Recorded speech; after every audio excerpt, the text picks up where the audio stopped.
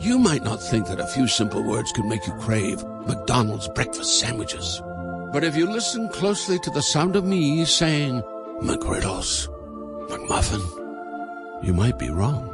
Ba-da-ba-ba-ba. New year, new budgets. Every small business has unique needs. When you partner with a Dell Technologies advisor, you get real-time tailored advice. Plus, right now, get special financing with Dell Business Credit and big savings on select business computers with Intel Core processors. Call a Dell Technologies advisor at 877-ASK-DELL. Thank you for visiting ChristopherMedia.net. Christopher Media. Let's make some noise. From Asthmacore Studios near Detroit, Michigan, it's Unregimented. Gangsters, what's up, guys? Welcome to show 154. I'm Chris. I'm Aaron. I'm Rich. I had to think about that for a second. Your name? No, what number we were on. Cat's here. So wait a minute, hold on a sec. 154. So does that mean something to you? We left off on what, 145? So we've done 9 since we've came back. Seems like we've done more than that, but never mind. Just an observation. We could start doing double numbering. I think that's what Marvel's going for lately. Didn't they do that back in the day too? And then you'd open it up and half the book would be the one comic and then the other half would be the other comic that they numbered? Oh, I don't know about that. What they're doing on because they have to reboot stuff like every year now. So in order to try and reboot a comic while still retaining its original numbering for the fans and the people that have been following the series, now they'll do a new storyline and it'll say number 1 of new story, blah, blah, blah, up in the top corner real big, and then down in the lower left-hand corner it'll have the actual number in the series. Gotcha. Okay. Instead of doing different volumes like they did back in the day. Right. Like volume 3, issue 1. Gotcha. All right, well, now we got the boring comic book shit out the way. Should we start the show? Yeah. Yes, this is Unregimented, number 9 in the new Unregimented. Unregimented now. Yeah. The all-new, all-different Unregimented, which is not... Well, it's still true to Marvel style. The Unregimented verse? It's still the same. It's still the same old Unregimented. Unregiverse? Well, we have new costumes. I know you guys can't tell. They've been redesigned a little bit for this one. Mine has an orange face. Speaking of orange faces. Oh, see what we did there? Or it's Trump versus the Republican Party. Oh, he's just... It's the beginning of a supernova. I don't know why I ever wished for his downfall earlier, because it happening right now, less than a month before the election, is actually quite entertaining. Yeah, it's going to be like some next level shit as far as public breakdowns go. And he's determined to bring everyone down with him. Dude, if you thought grabbing by the pussy was something, I can't, what are we going to be talking about 2 weeks from now? Well, I don't know. He has been firing back. He hasn't gone completely a wacko. Well, I mean, what's the latest you guys have heard? Because the latest I heard was that he commented on a 10-year-old girl saying, "I can't wait in 10 more years, and I'll be dating that girl." I hadn't heard that one. Okay. Like some Cosby-esque tote numbers starting to accumulate. I know we're not a research-heavy podcast, but do you have a source on that? Yeah, Fox News. Oh, really? Fair and balanced. Yeah, I don't know that Fox News is all that keen on him right now. I was reading a story about him. Oh wait, here's some Trump. What's he got to say? No, he's just trying to control the conversation. He doesn't want to talk about what he calls as because it's not just this Billy Bush tape anymore. As we could have predicted happened. I don't know why none of these people came out earlier, but there's been at least 4 women that I've read of that have claimed to have been groped or kissed aggressively. All these claims that, let's see, Jessica Leeds, Rachel Cooks, Mindy McGilvery, and Natasha Stoyanov. I think he's got a thing for Russian women, but who doesn't? And he's called these accusations, vicious claims about me of inappropriate conduct with women are totally, absolutely false, and the claims of all fiction entirely fabricated and are outright lies. I mean, if you're caught on tape saying that it's great being rich and famous because you get to kill whoever you want, and then someone says that you killed somebody, chances are that we're not likely to believe you, regardless of the evidence. Believe that you didn't kill somebody? Right. I mean, I don't know how he expects people to believe that when he's caught on tape talking about what he can and would do and does do to women, and then all these women come out and say, well, yeah, he did it to me. Well, also, just playing devil's advocate, because I'm definitely not a supporter of him. He left himself open for this one. I mean, when that tape came out of him and Billy Bush, any accusation that came out after that, people had to know that they were going to take it just like you just said. Well, he's already said it, so we can just throw anything at him now. And that's why I've tried to talk to, the friends I have who are just diehard in his corner. I'm like, they're like, you got a problem because he said pussy? You of all people got a problem because he said pussy? I said, no. I got a problem that he's dumb enough to get recorded saying some shit like that. He's got a mic on him. He knows better. He's media savvy.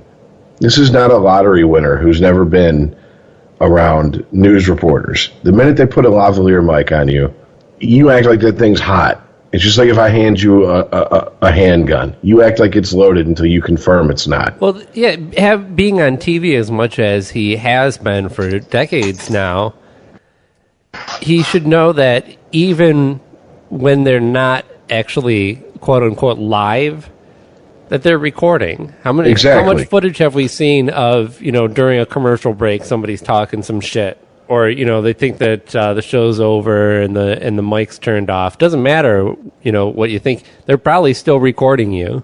Mm-hmm. And the first thing they taught Chris and I at Specs was treat every mic like it's hot constantly, and you're live on the air. Yeah, if you're in a room with a microphone, it is always working. Yeah, absolutely. You have to when you're working in a live broadcast situation. Yeah. How many times have we seen, not just what you're saying about like local news places, local news stations, during commercials where someone says something and it'll make a blooper reel later. But look at Bill O'Reilly, his flip out. How many times have you seen flip outs about the loofah? The loofah episode? No, the Do It Live. Fuck it! We'll do it live! God damn it! Oh, I haven't You know that one. The one where he's being prompted to... It says on his teleprompter, and now to take us out, here's Sting. And he starts getting angry because he doesn't understand the sentence. Yeah. What does that mean, to take us out? This is when he was with Inside Edition, by the way, so... Fucking thing! We'll do it live! Fuck it! Do it live! Do it live! I'll write it and we'll do it live! Do it live! I'll write it and we'll do it live! Oh, there's someone looping it. Well, he does. He says it multiple times, but... We'll do it live. Okay. That was just the end of it. It starts off with him and to take us out. What does that mean? But I mean, here in Detroit, we had the gift that kept on giving, which was Bill Bonds. Oh, yeah. How many times, when they would cut away from Bill Bonds, and he was so drunk on air that, I don't think he even realized or cared, maybe, probably falls more into the didn't give a shit camp, that his mic was still on, and he would just start talking shit about the news story he had just read, or Coleman Young. I mean, it's just... Anyways, come on. Donald Trump doesn't know when there's a mic on him to act accordingly. No, this just proves he's in his own little bubble, created simply because of his fame and his wealth. And he thinks he's untouchable because of it. And in Trump land, where you hire people and you pay them, yeah, you pretty much are untouchable. But in the real world, you're not. So... he's just digging himself a hole at this point, and I'm just sitting back watching going, I'm not even upset anymore. I don't even get angry like when friends come to me and they go, I love everything he says. I agree with everything he says. I just get amused and go, really? Okay. Well, just like Chris, pass the popcorn. Yeah. No, that's what I'm going to do for the next... I'm just not surprised by anybody, by anything. We talked about it on the last Sport You podcast, available Thursdays or Fridays. here on ChristopherMedia.net and iTunes. It's just, we've been doing this now for like 2.5 years, and like at this point, like it's, I got a callus, I guess, an emotional callus. Like I just can't get worked up about these things that much anymore. Just now, let's get we'll get some extra butter. We'll get like some ranch seasoning. You know, Natasha Stoyanov said that he forced his tongue down her throat while she was working on assignment about his first anniversary with his wife Melania. Now, why am I picturing the scene from Return of the Jedi when Jabba finally captures Leia? Right. And he's trying to lick her. That's all I'm picturing, but that's exactly what it looked like. See, here's the thing. If the man had never been caught saying the shit he said, if the man had never said the shit he said, even when he knew the cameras were rolling, I might give him the benefit of the doubt and say, this is 11th hour politics, actually more like 10th hour, but still. You know, last minute throw dirt at him, try to fuck him up, you know, and throw off the election. But I can't even as a devil's advocate defend him on this. He's brought this upon, he's just on himself. So, hey, you want to be Trump? You have every right to be yourself, Donald. Now you get to pay the price. This is what free speech is truly about. You can say anything you want that doesn't insulate you from the consequences of it. It's funny because the other day I actually had the thought, like, you know, maybe I should vote for Hillary, like, just in case. But just watching him now just start the spin out start, it's like, I'm not going to have to. Yeah. I didn't think it would come to this. Yeah, I know, right? But definitely I had the thought of like, well, okay, it's there as an option if this looks like a squeaker, but I think we all predicted that something like this was going to come about.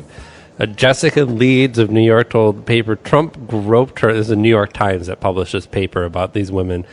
Trump groped her on a flight more than 30 years ago. She's 74 now. Leeds says Trump grabbed her breast and tried to put his hand up her skirt. Rachel Cooks was the other woman that was assaulted by him. Real estate developer kissed me directly on the mouth. I mean, this is his MO according to his own words, right? There he is, just kissing women and grabbing them by the pussy. He can't help himself. He just starts kissing them. Yeah, and this is what I've tried to explain to a few different people. When they're like, oh, aren't you horrified that he said pussy? And I'm like, I don't know. No, every guy has referred to vagina as pussy at one point in their life. And it's like, if they deny it, they're lying. My problem is that he's talking about just going up and basically, assaulting someone. He is advocating open sexual assault. But you've never groped a woman at a concert, have you? That's what what's her name? Mindy McGilvery, a Florida woman who claimed that she was groped by Trump at a concert at the Mar-a-Lago estate in 2003. Closest I think any of us have probably ever come, unless one of us is like a crazy sexual deviant and we don't know it about each other, to grabbing a woman at a concert is when they put a chick up on the crowd and and she's crowd surfing. Right. And let's be honest, at that point, I've been on the crowd, I've been in the crowd. I couldn't tell you half the time if it's a male or female passing over top of me, and I damn sure couldn't tell you who had a hold of me when I was on. I've ever groped anyone at a concert who has not wanted to be groped. Well, that's true. Groping doesn't necessarily say anything about consent. I've groped plenty in my days. Groping is one of my favorite things to do. Unwanted groping, consent. Then. Let's put that way. Unwanted groping. Or groping with intent. I've usually been groping back. The phony story in the failing New York Times is a total fabrication, Trump says on Twitter. Written by the same people as last discredited story on women. Watch, he says in all capital letters. Well, you know what's really kind of unnerving about all this is that these women are journalists, if I'm not mistaken, which gives them some power. No, they had various jobs. He Yes, didn't. Wait a minute. The women that he groped? That are coming out. Yeah, the two or three that you mentioned were all journalists, right? No. Let's see. No, One was interviewing him about his 1 year anniversary to his wife. The other was a 70-something-year-old journalist. Oh yeah, I get you. She was working on assignment. That's the language. I actually didn't get that she was a journalist. This play into those. But no, you're correct. So two of them. I'm saying this. These are women who have power in the media and a voice in the media to a certain extent, and we're hearing them. How many beauty pageant contestants has he just wandered backstage and started playing grab ass with that don't feel that if they speak up, they'll be taken seriously? Right. That's what is the most unnerving about this, is that there's women probably. I'm not a betting man, but I bet a lot of money that there's women out there who feel that they would be, okay, whatever, shined on, like, okay, honey, all right, whatever. Well, there's a reason they spoke up. There's a reason why these women kept silent until now. You're not going to get that leather couch. I mean, you take some furniture shopping. And also, this is a New York Times story. They probably talked to more than just 4 people. Those are the 4 that they could definitely verify their stories. So basically, for all his huffing and puffing during the second debate about Bill Clinton, turns out he's pretty much just like Bill Clinton. So, well, that's interesting because he wanted to make this kind of a race more about him versus Bill Clinton than it was him versus Hillary. Right? Even in the debates, he was talking about what she's done for the last 30 years, going back to Bill Clinton's presidency. Hey, Donald, who's banging more chicks, me or you? Well, to be fair, the media didn't start bringing up Bill Clinton until... Trump started it. Yeah, until Trump's camp started letting out, started letting out, what do you call it, it started, secrets started coming out or whatever. Unnamed sources from his camp were like, well, we have a bunch of stuff on what Bill did, and Hillary covered up for him. So she's no friend to women's rights either. It depends on what you're calling the media, though, also, because there's plenty of,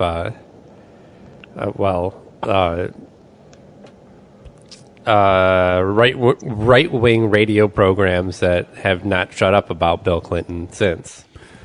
Yeah, isn't it what Alex Jones? Haven't those people been screaming Bill Clinton is a rapist? They're connected to Alex Jones.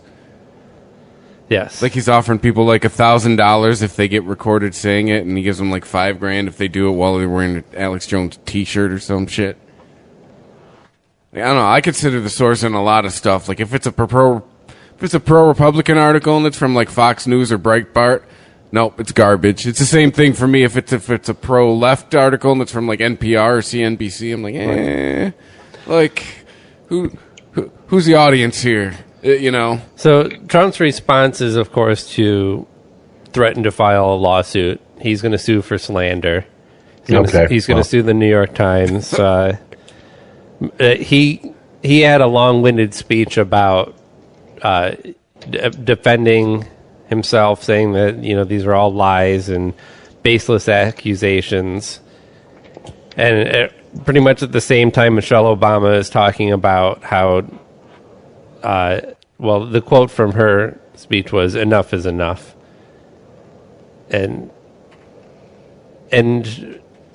while we see his... whatever, future former first lady. We've definitely seen his poll numbers fall. Well, I saw something today, though. He's only like a point behind in... he's a point ahead in, Ohio? And he's like 4 points behind in like... Well, something that... okay, you don't have to research shitting on my point. That's fine. We can move on. Most of the polls have seen his numbers fall pretty dramatically since this incident. But we know that, take, for example, Brexit. The vote in Brexit did not go how they thought it would according to polls. And it is assumed that many people who wanted to exit the European Union didn't want to admit that that's what they wanted, at least not to a stranger on the phone or whatever the case may be. That's true. There has been talk about how many of these people aren't saying that they are going to vote for Trump that are actually going to vote for Trump. Right. They can't publicly say that they support him anymore, but they still think that she's I got a great quote from you, actually. Well, let me just say I wouldn't be shocked if Trump supporters tend to be, in my experience of my friends who are Trump supporters, who there are quite a few more of than I would have thought. They're either very vocal about it or they keep it to themselves and only talk about it in hushed tones with people whom they trust. So it's like telling a black joke. I guess. How? How is that? They only do it, in close quarters among their friends. Or they're just flat out racist. Yes. And they just don't give a fuck. And that's pretty much Trump supporters out of my circle of friends. They're either, I love everything he says, I don't care, this is all slander, and the media is trying to take him down, and he's anti-establishment, and the establishment's going to work together to take him down, or they don't really say nothing, and then in the middle of a conversation, all of a sudden they're like, that's why I'm voting for Trump. And I'm like, where the hell did that come from? I've never seen you put anything on social media. I've never heard you tell anyone you're voting for Trump. Well, who I vote for is nobody's business. Okay, all right. By the way, God damn it! I gotta say, what? I will not make the mistake I made with this upcoming debate that I made with the second debate. I watched that shit show from beginning to end and actually took notes. And it's absolutely fucking useless because at the pace that the Trump bullshit's moving, if we were to sit here and go into in-depth about that second debate, we're so far behind the that's right. The news cycle that it'd be a waste of time. That was that happened this week. Jesus. We haven't had a podcast since then. But that's what I'm saying. What did you think about the debate? News cycles move so quick? I think it was absolutely ridiculous, and I think that the moderator... First of all, the thing that I wrote down first and foremost is, why are they not cutting his mic? Why are they Trump's not? mic? Yes. Why are they why in both debates do they let this man, especially the first one, but the second good one, for ratings as much as they don't want to admit it? No. He's talking about when he's talking over Hillary, or they're trying to get him to be quiet. Yeah, that's still my answer. How was it? Well, see, here's the other thing. What they really need to implement in the debates is, instead of just going, your time is up, give them a 15-second warning. Like, give them a wrap-it-up fucking warning. All right? Because they both kept going over. But that was just amazing to me, because I'm like, it's common for it to happen during a debate for them to go over 5-10 seconds to finish their thought. But Trump just kept hammering away at, like, no, I'm going to have my say. And it's just like, I've never seen moderators basically throw their hands up and go, have Steve Wilkos come out. No, but the difference was, and that's common practice in that style of debate, that when they're told that their time is up, they finish their thought. And to me, Hillary finished her thought. She wrapped up her point. Mm-hmm. And when they told Trump that his time was up, he just kept repeating things that he had said earlier, only a little bit louder and faster. Well, yeah. To sum up, Hillary's a crook. I think she should be in jail, and all those accusations against me are false. Should be the new theme at the debates. Let's play the Stone Cold theme song. I don't McMahon understand. Should be the moderator of the debates. Unless it was in the first 10 minutes that I missed, I don't understand why Trump kept thinking that Hillary was going so far over her time than he was. And she wasn't. No, they proved she actually had less. He had, like, what was it, 20 or 30 seconds more or something? Right. But, and also, I mean, how immature. I see how it is. 3 against 1. Wah, wah. We're expecting mature out of grab him by the pussy. Come on. Do you hear it? Do you hear yourself? I didn't say that I expected better of him. I'm just pointing it out. But yeah, so a couple other things I took away is when he started, and I tried my best to stay on actual, things that were going to be affected by whoever's elected instead of him and his little one-liners like, I'd put you in jail if I was president right now and shit like that. And it was really hard. It was really hard, especially on his end. It made me anxious to watch that shit. Like, I had to turn it off. Did you think that he was better in this debate than he was in the last one? More effective?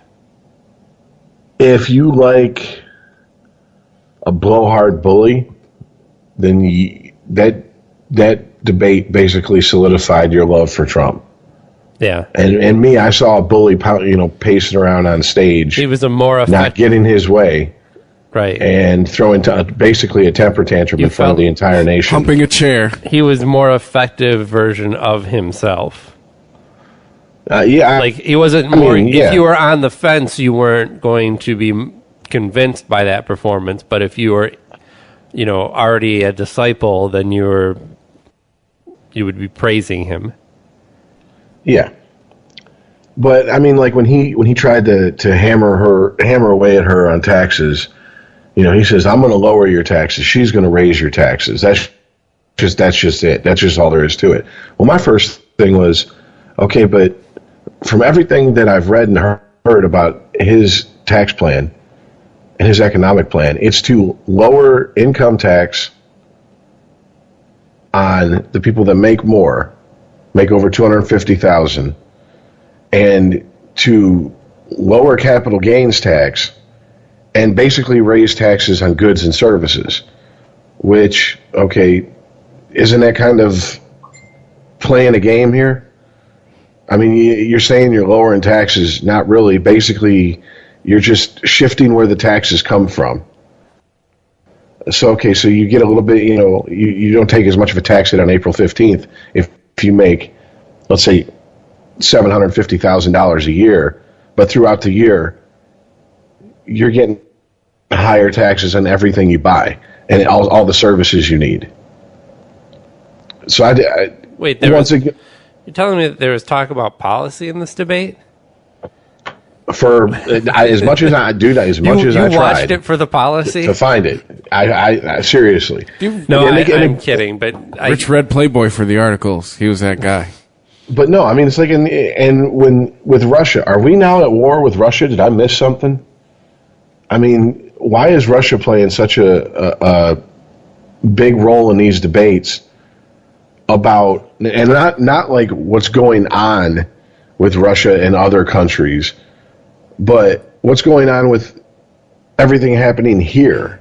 Well, the federal government did come out this week saying that they believe somebody in Russia, not necessarily the Russian government, but that the recent hacks of the release of Hillary Clinton's transcripts and the emails that were released from the Democratic Party, that those all originated from a Russian company, with kind of still implying that it was most likely the Russian government that did this. But again, Donald's the one who keeps bringing this up. All these things that were like, why are we talking about that? Because of Donald.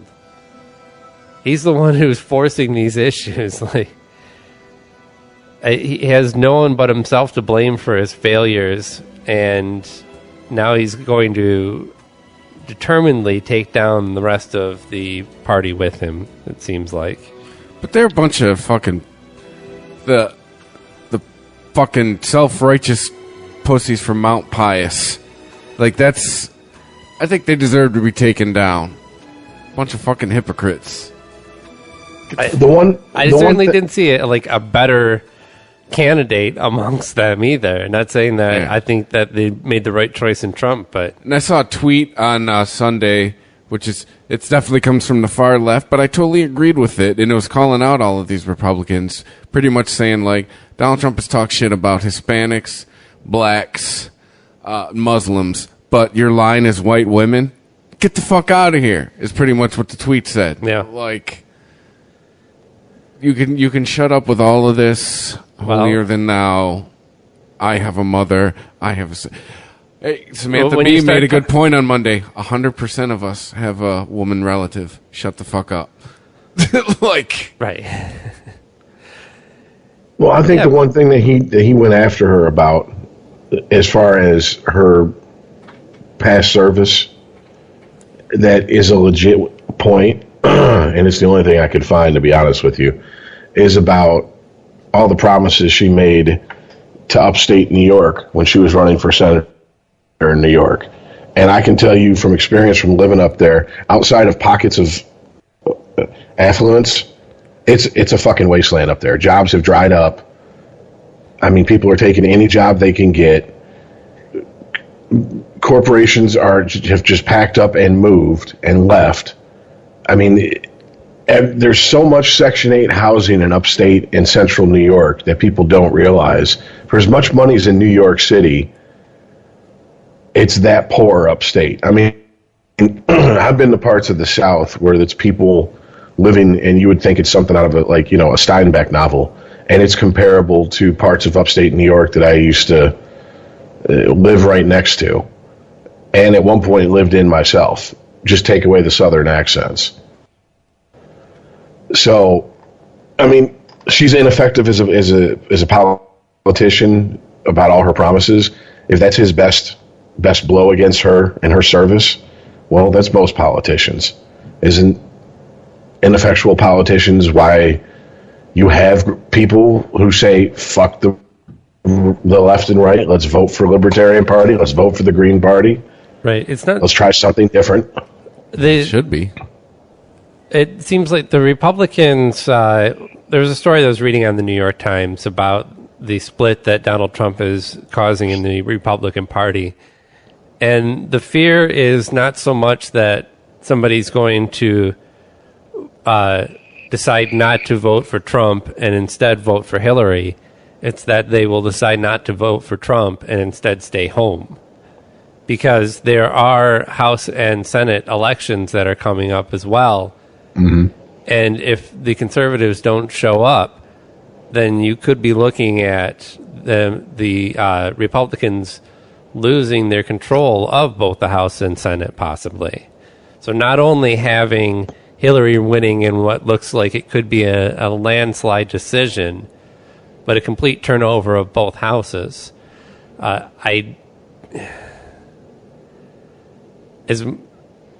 not really good for anyone. I mean, any way you want to slice it, yeah, Trump's not good for the Republican Party, but when that's the only other strong party out there and all you have are liberals controlling everything with no checks and balances in the system, it's not an ideal situation either. Well, wasn't it in 2000 when Bush got elected that the Republicans also controlled the House and the Senate? No, yeah, I think during his second term, the Democrats took control. Yeah, in the middle of it. And then Barry Obama got in, and the Democrats were in control for a minute. And then Barry Obama's second term, the Republicans took control back. Right. So if they do have a majority it'll probably only last 2 years, most likely. And whatever party has control of the presidency, the House, and the Senate, the other party is going to do their best to throw monkey wrenches into everything and slow everything down to a crawl until the next election cycle, because that's what they do. Well, that's what they do anyway. That's what they do now with the majority, and they're very good at it because they have the majority. In the minority, they're basically left with, trying to filibuster. That's their only recourse, really, if they don't have the votes to actually stop something. But and then just remember that filibuster. Anyways, summer? about the about the second debate, I mean, the rest of it, it's like, it's basically just observations on how, once again, we're watching a presidential debate where one of the candidates is literally doing nothing but talking shit about the other candidate. I mean, there was nothing of any substance there. Even Hillary was, if you want to know my plan in detail, go to my website. Right. And Trump was like, my economic policy, I'll tell you, it's going to be a hell of a lot better than Hillary's, I'll tell you. That's everything he started out with. Well, it's going to be better than what Hillary's done for the last 30 years. Yeah. It's not a new thing. Exactly, yeah. Music. Sounds more like a Sonic the Hedgehog level right now. Oh, there we go. There's the circus music. That's what I recognize. This will be the music to the debate on the 19th. Well, I was trying to find this quote. Everybody. I had read it earlier, this quote, and I wish I wrote it down because I think that this article that I was reading was amended, and the quote was removed from it because I can't find it anywhere in there now. It was from a Trump supporter, and the gist of it was, well, that's horrible what he said, and it doesn't make me feel good about him as a person, but we have to remember that we're up against somebody who is a professional liar, and we have to change things in this country. He lies people all the time. Hold on. She says, we have to change things in this country. People are being beheaded. Okay. I don't know where in this country people are being beheaded. They're not. It's because over in those shithole countries that they've been fighting since recorded history, they're still doing that shit because for all the bullshit that you really want to that the left wants to fucking hide and go, well, no. We can't talk shit about Islam. We can't talk shit about this. Let's be honest here. Islam is like one of the only major religions who didn't go through the Enlightenment. The Enlightenment really didn't touch Islam. All right? And they do not bend their religion to, even though it may be 50 years behind the times, like with the Catholic Church or the Southern Baptist here in the States, when you get to the hardline Islam, like the radical Muslims, they're not willing to bend anything, period. I mean, women are still walking around all covered up. You will still be killed if you have gay sex in their fucking, and they find out about it.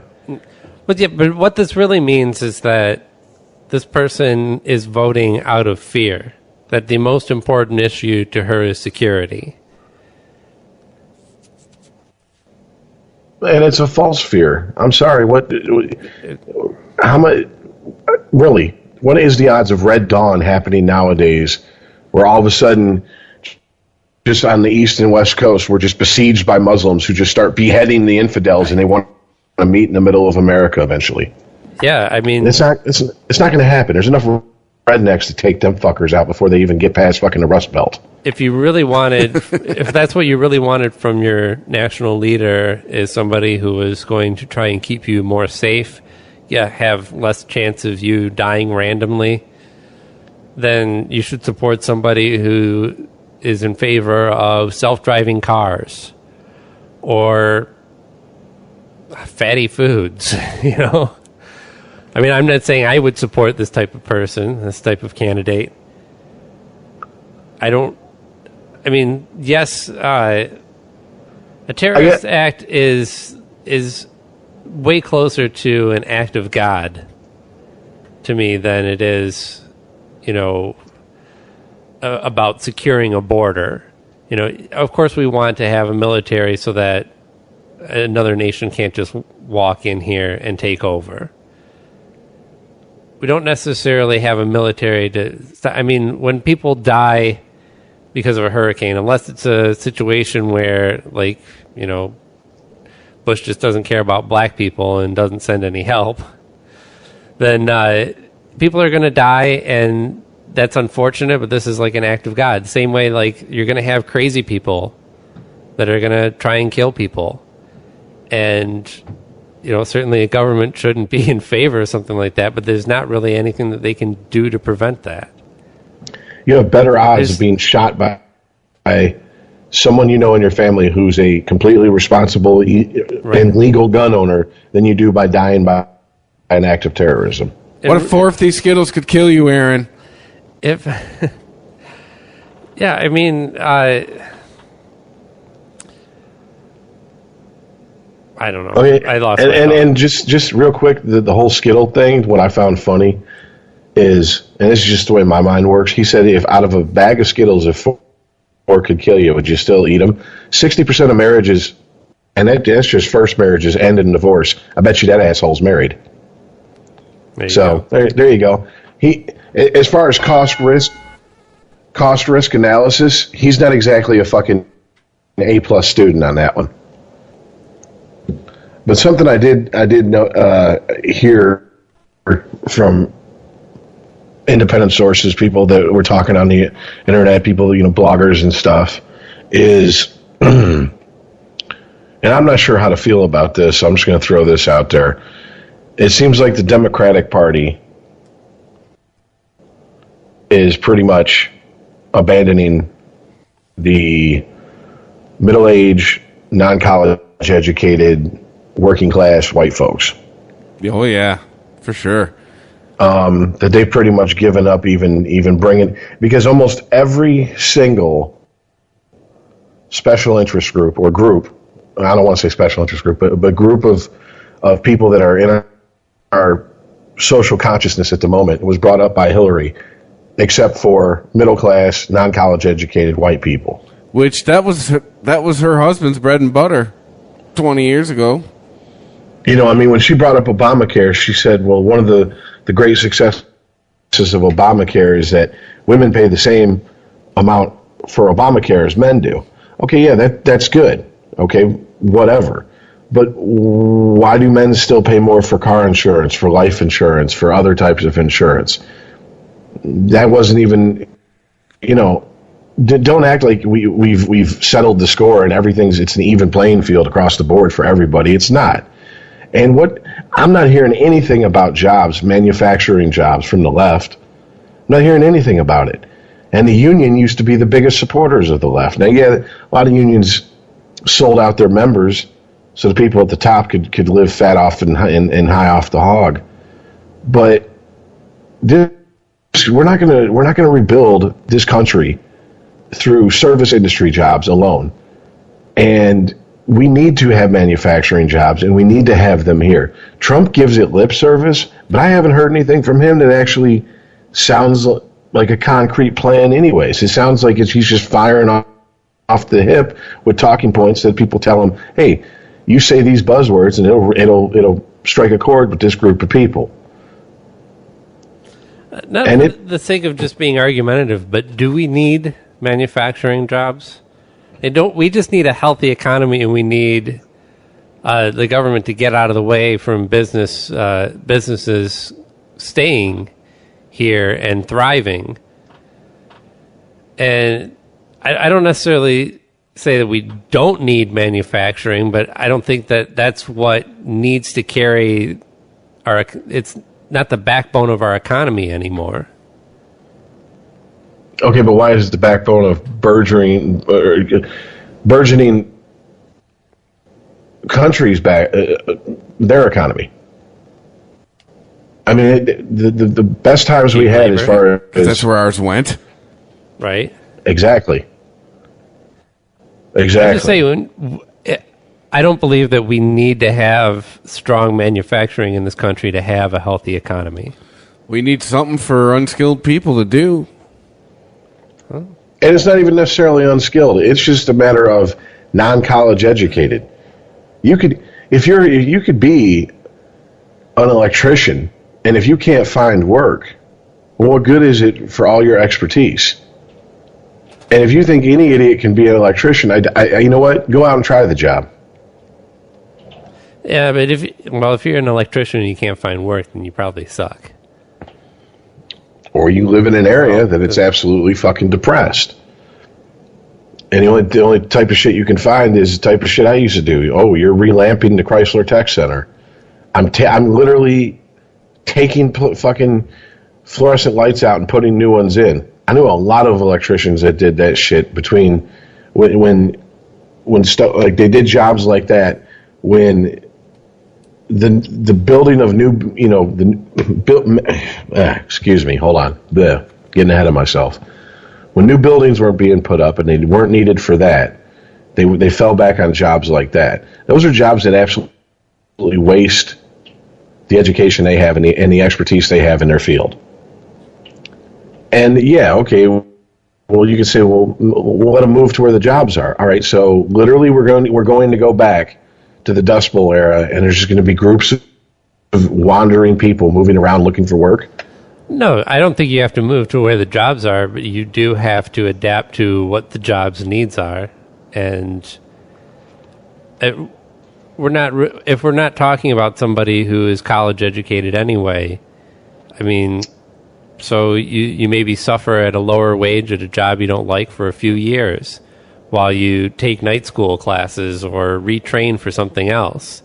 I mean, it's just, I don't agree with that. I don't agree with the idea that we can't move away from coal in this country because it's such an essential part of our economy, and that we will be leaving many workers behind that don't have skills in other fields.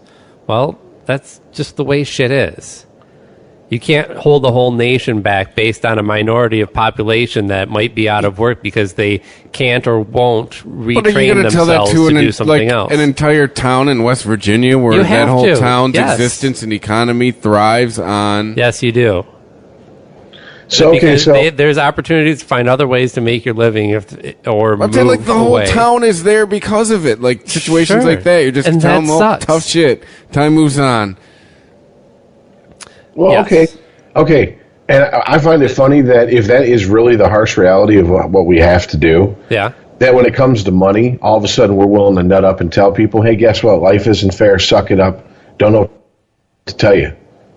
But when it comes to social policy, the 2-3%, we'll pander to them instead of going, hey, guess what? Life isn't fair. I don't know what to fucking tell you. Suck it up and move on.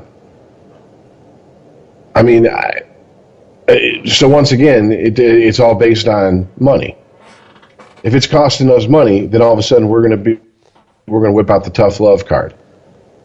If it's based on people's feelings, like that when I sent you from that sign from Whole Foods that you can't use gender specific pronouns because it's harmful. Dude, yeah, that shit was ridiculous. Should we read it? I mean, yeah, just wait. It's short. I mean, it's just a sign they hung in their window. Let's wrap up. I guarantee you that's one store in a very liberal area. I guarantee that. I wanted to talk about Miley Cyrus too, so we can get to that all in one conversation. San Francisco Whole Foods. I mean, I don't know. Where would we find the most concentrated people, transgendered people? New York, Chicago, L.A., San Francisco, somewhere. I wanted to get your guys' opinion on the Billy Bush story. Because I think he got railroaded. I saw the John Oliver shit. I still think Billy Bush got railroaded. Well, his lawyers, Marshall Grossman, told the Hollywood Reporter, if Billy had been passive or responded, shut the fuck up to Trump, Billy would have been out of a job the next day. Yeah, he's supposed to, was he a professional sycophant? Isn't that what he was being? Wasn't he just doing his job? You just talked about this to Rich yesterday. Isn't his job to be a yes man on a show like that? To every guest? Oh, Whitney Houston, everything you say is so funny. R.I.P. Or other celebrities. Oh, Sean Penn, you're hilarious. Yeah, Murray Abraham, you're killing me. I don't know. What was that one time thought to be an amenable split between him and NBC is now definitely going to be a knockdown drag out. Good, because it's bullshit. I don't think he did anything wrong. He was doing his job as the host of Access Hollywood in 2005. He was still the relatively unknown Billy Bush. He was doing what he had to do. He was bullshitting with a guest. It says that he informed NBC colleagues about his Trump conversation as far back as August. Ooh, 8 weeks ago? When he was covering the Olympics, yeah. So that means that conversation from 11 years ago has stuck in his mind to the point where when he thought, oh shit, the blowback might fuck me up, I better say something. Either that or he had somehow found out about it. Like, he knew that this was being saved as an October surprise and that it was going to come up again. Because Gotcha. it does seem weird, doesn't it, that he would just kind of randomly be like, oh, I mean, I know he is really tight with Trump. So, actually, with him being so tight with Trump, it seems like he would keep his mouth shut about it, wouldn't he? He wouldn't go around telling people about, oh, I was on a bus with Trump and he was talking about grabbing women's pussies. I think his firing is, one, a preemptive strike to save face. Because in today's world, if you say actions speak louder than words, and him laughing at what Trump said is basically, in some people's minds, him rubber stamping it and co-signing on it. So he has to be punished. Well, no, did you hear the big stink is because he put that model in danger by having her hug Donald Trump. That's supposedly his big sin in this whole ordeal. Why are you reading this garbage? Put her in danger? That's supposedly the big stink. Is he put her in danger by having her hug Donald Trump? I mean, at that point, he was on camera. He wasn't going to, like, grope her right there. He understood that he was going to grab her in the pussy right on camera? Shh. Hey, dude, guys, at this point, I wouldn't be shocked if there's footage of him doing yeah, that. I know, right? I mean, granted, he knew that if he knows the camera's on him at that moment, I highly doubt. Look, Billy, he would do it. It's just like a bowling ball. But if there's like just footage of a wedding that he's at in the background, there might be footage of him grabbing somebody by the pussy. I just get a feeling about that. But honestly, I think part of the reason he got fired, like I said, it was a preemptive strike on what is it, Hollywood Minute or whatever the fuck bullshit infotainment show it is. Access Hollywood Tonight's Access Hollywood Edition Affair Current. Whatever the fuck. MZ. And the other part is, and even though I don't support Trump, I personally think this is a little bullshit if it is true. It's just my personal feeling. I think the fact that he is as tight with Trump and he does support Trump as much as he does didn't win him any favors with anyone that had to make the decision whether to keep him or let him go. That's true. He wasn't on the Hollywood politics side in this case. Hollywood definitely is not. Dude, look who they had to have speak at the RNC. Scott Baio. Fucking Antonio Sabato. I mean, there was not exactly a long line of celebrities lining up to endorse. So Billy Bush definitely is on the wrong side of Hollywood's politics. If he didn't already politics. have a recent history of being a Trump stooge, he probably could have gotten away with just, saying, hey, that's just my job.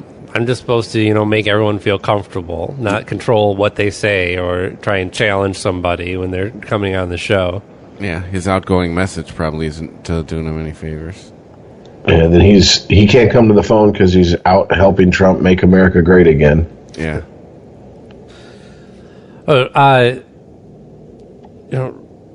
Back to the debate real quick, because Trump had mentioned in his debate about how he hasn't paid taxes in however many years and how that makes him smart. And by the way, Warren Buffett, he said, he specifically named Warren Buffett and a lot of other Hillary contributors who have used the same exemptions he had to avoid paying taxes completely. And Warren Buffett actually called Trump's bluff recently and released his taxes. to show that, according to him, he has paid federal income tax every year since 1944. Whoops. Yeah, it's got it. He made $11.5 million last year. Deductions almost $5.5 million. Federal income tax return for the year was $1.8 million. So while it's only 16% of his total income, that's still a healthy contribution as a taxpayer. 16% of his total income. What is the flat tax when they were talking about that? Wasn't it like 17, 18% for everybody across the board when they were talking about they were pushing for the flat tax? Right. So basically, millionaires would pay marginally a little bit more under a flat tax. Wonderful. Great. Yeah. Well, I bet you Warren Buffett could probably pay less taxes. But and you know what? Nothing's stopping him. That's true, but nothing's stopping him from cutting an extra check and sending it out to the Department of Treasury either. What do you mean? There's no law that says that you have to pay only what your taxes say. You could send more to them if you would like. Yeah. They're going to happily take that from you. But he could have probably found some more loopholes or finagled his stuff more in a way that Trump does. It feels like 16% is a fair number to pay. That's what he should be paying, and that's what he's going to pay. And I know the argument we can go deep down the rabbit hole on, but Trump saying he's smart because he doesn't pay taxes. Trump, you're smart enough to hire an accountant who knows enough loopholes to get you to pay no taxes. It's not like he sat down with TurboTax at his fucking Mac and figured out how to pay no taxes. Smart enough to know his mic wasn't on. I'm sorry, what'd you say? You broke up there. I said he wasn't smart enough to know that his mic was on. Or he just didn't care, guys. And that's the scary part. One is scary, the other's even worse in my opinion. Because he lives in Trump world. It's like that Kevin Smith talking about working for Prince to make that documentary.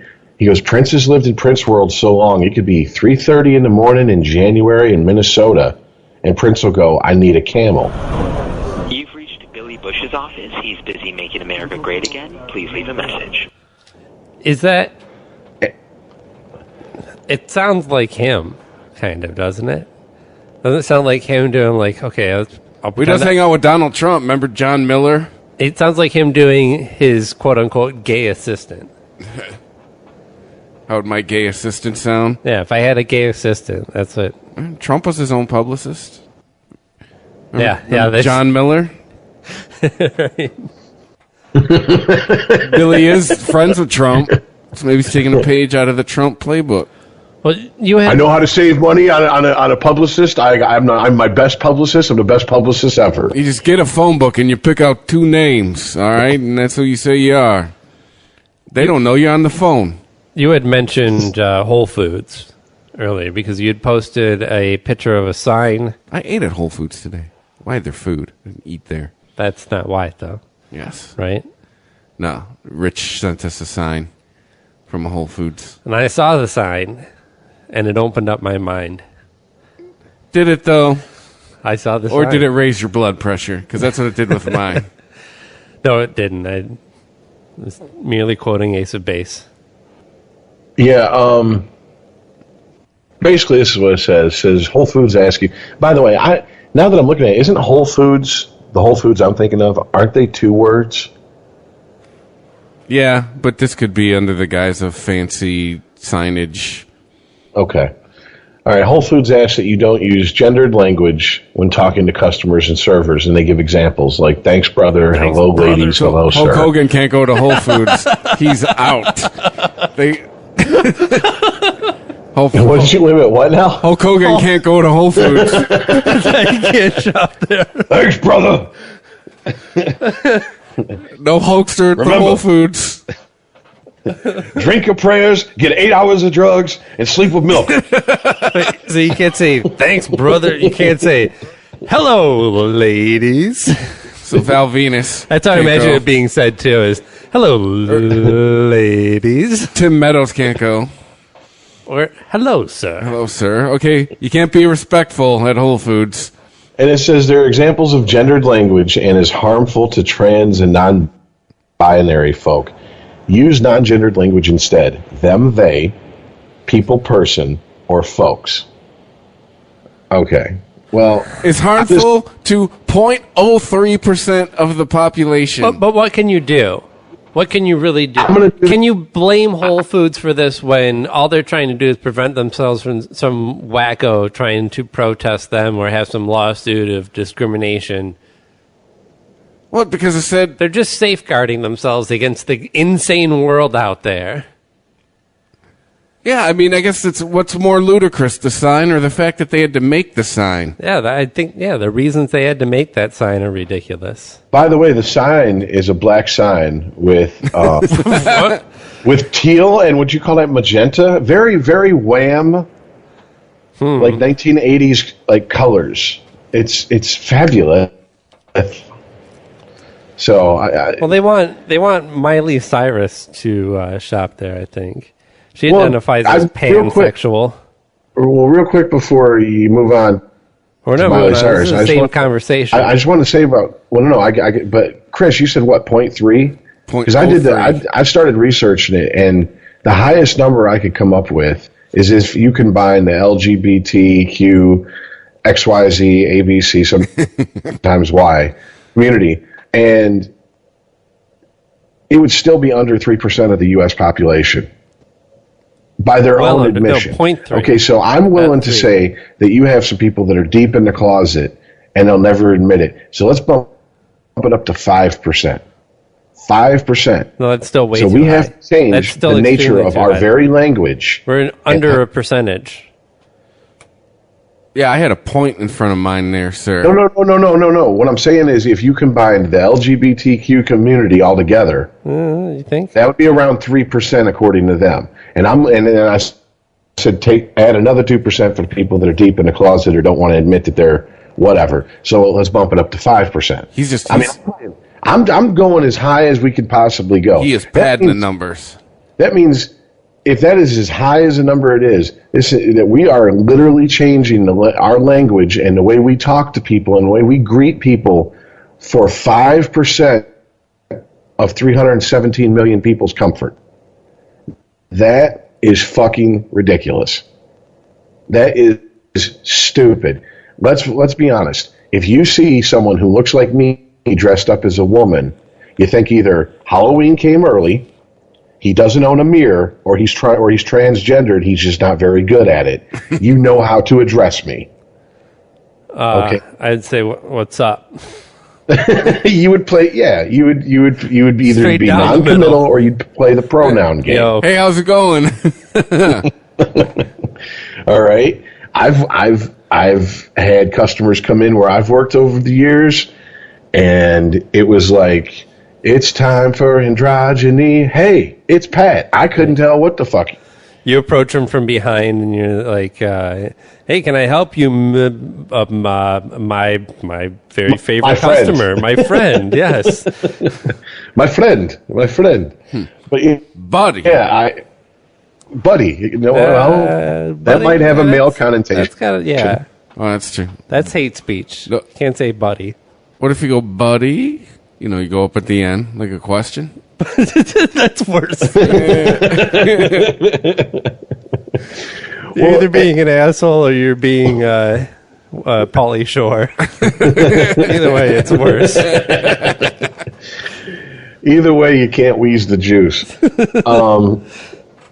I mean, look, it's a silly sign. It's even sillier that it's just I can't even get mad about this shit anymore. It doesn't even bother me. I just laugh at it because I'm like, you know what? First of all, if you're that bad at looking like the gender that you feel you were born as, get some fucking surgery. I don't know what to tell you. Learn how to put on makeup better. All right? What do you want me to fucking say? Well, I'm sorry. You know, part of the reason why I wanted to bring this up, though, is because this is really honestly something that affects everyone. We could all find ourselves in a situation where we mistakenly address somebody, offend them, and then possibly end up reprimanded at our job or demoted or fired from it. With the right amount of attention, and that's pretty easy these days, seeing as everybody's on social media and ready to be offended at the drop of a hat. Anybody is in the crosshairs for being tangled up in this type of controversy. Well, then I guess I'll have to lose a job because I'm sorry. I used to work in a predominantly black neighborhood, and really the only white faces in it were the people that I worked with. I'm not going to refer to our customers as them and they. That's a good way to get my white boy ass beat on the way out after my shift. In the wrong neighborhood. You say them and they. What'd you say? I might as well say, hey, boy, you're next. Seriously, I'm not even fucking around. So fuck them. Yes, them. And I do mean that racially. No, I don't. But but you get what I'm saying. It's ridiculous. I mean, 0.3% is the number that Chris come up with.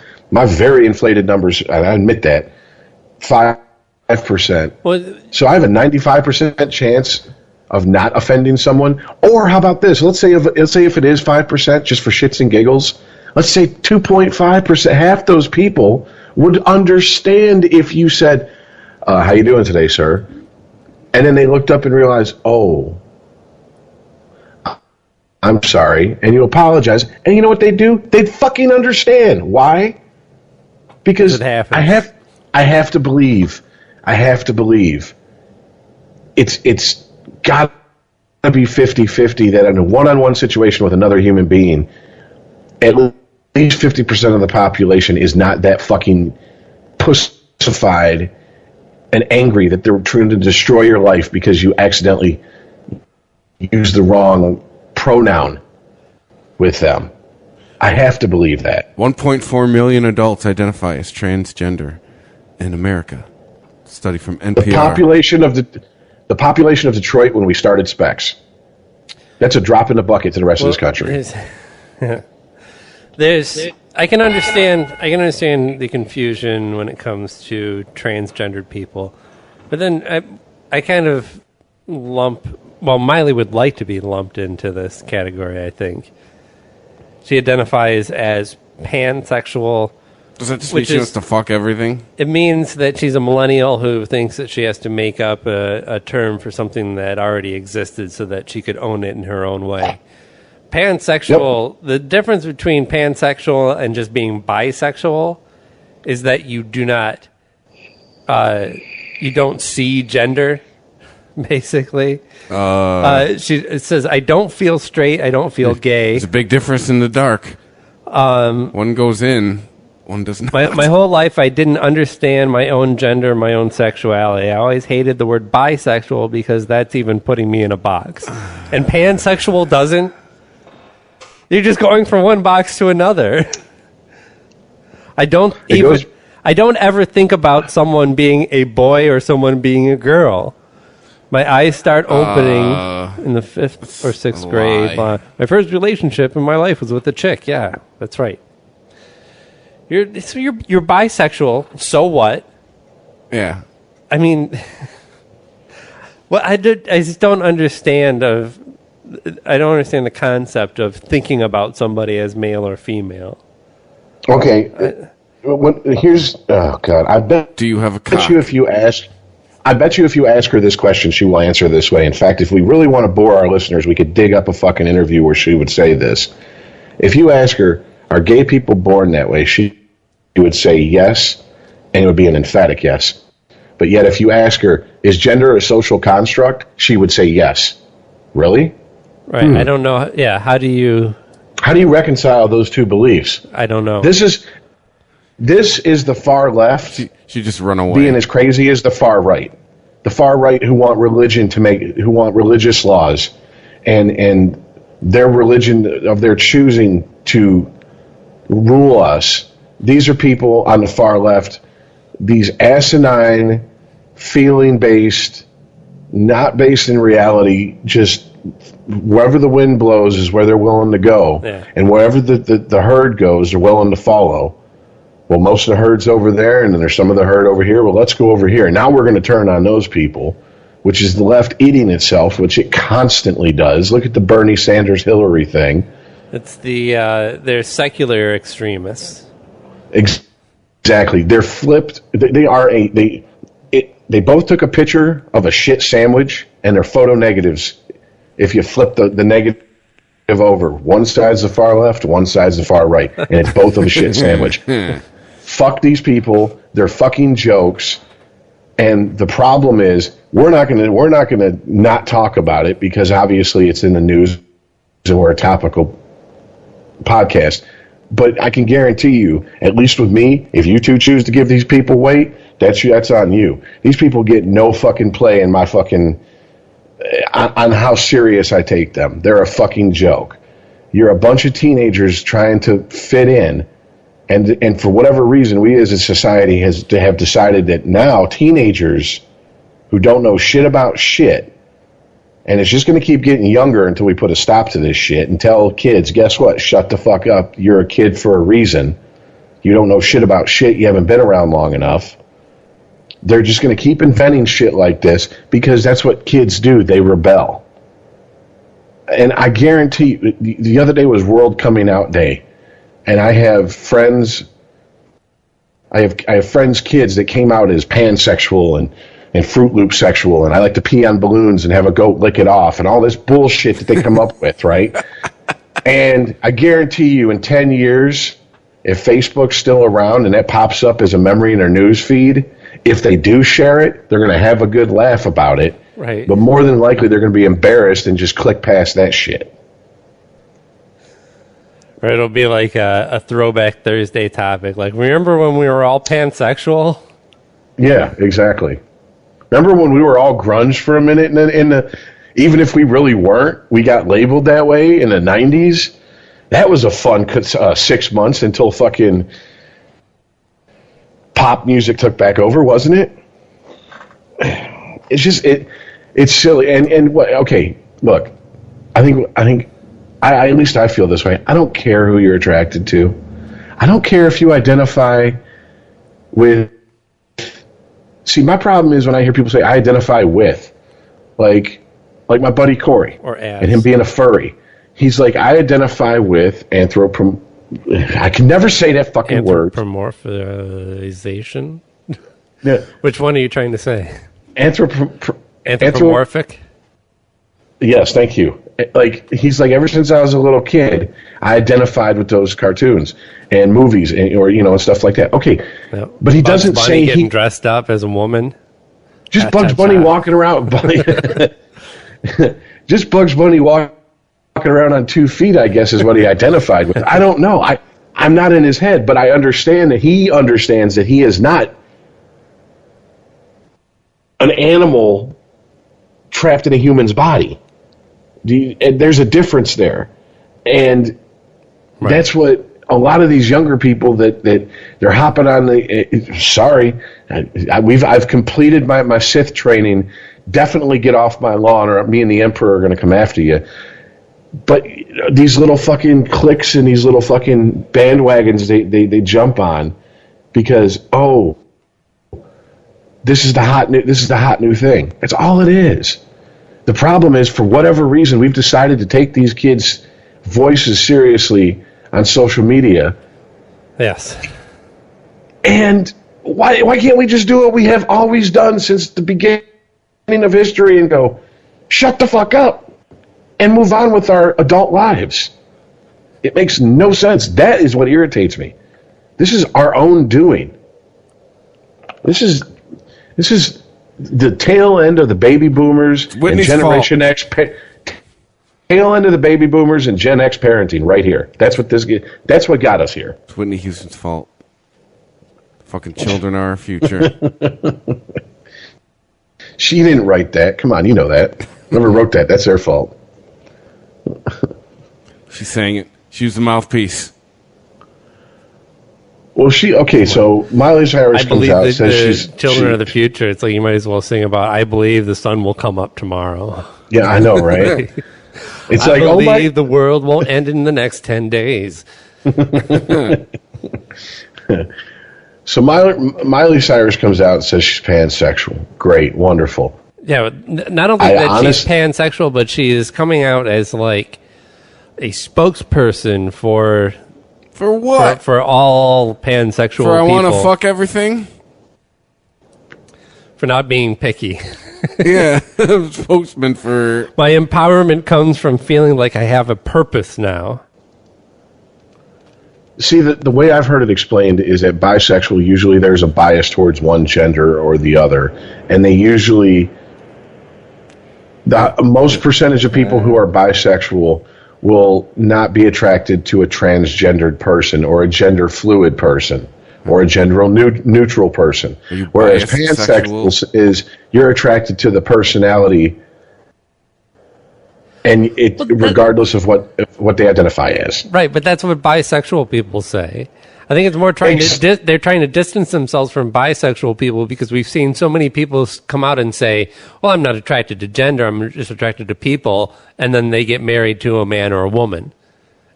And they're with that person for the rest of their lives. And I'm like, well, then clearly you had a preference. It wasn't that you didn't see gender.